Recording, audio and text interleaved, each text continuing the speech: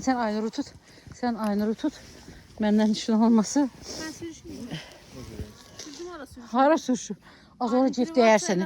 Cif dayanırsın. Gördün ki yıkılırsan böyle çövürür. Yaxşı. Alpinistler Yo nətər? yo, bazarda üzere düz git yine. Hara Mən böyle düz dura da bilmirəm. Değilsin ağaca mağaca kırılsın.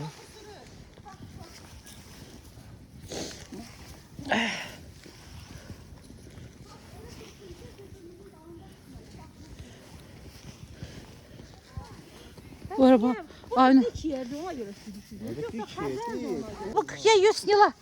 dokunmadık da. Erlerin Orada başladı yani. Orada başladı.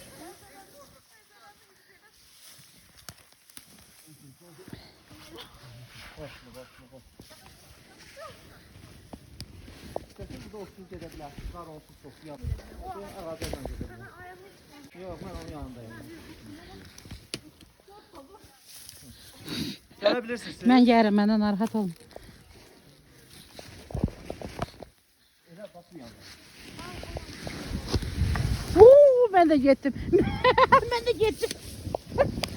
Salih. Ben de gittim. Ve Salih ben de gittim.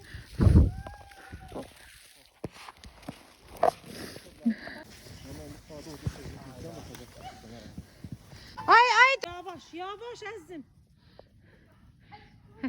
Durun görek, durun görek.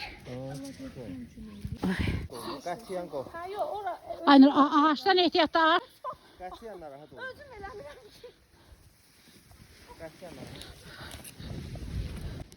Dostum sen gələ biləcəksən? Savan giyinib.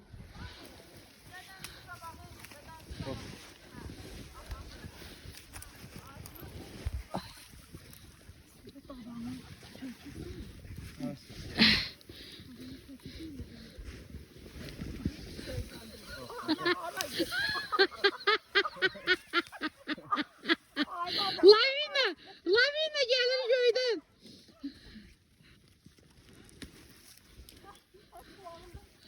Hayır, lavina değil hemelim. Hoppa.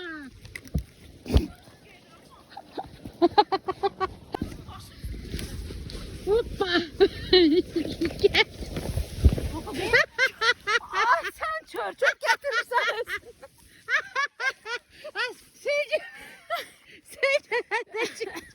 Oy gittim. Bakalım babamda yoğun Gör. bir çubuk var. Siz gelende çorça paparız ya dedim.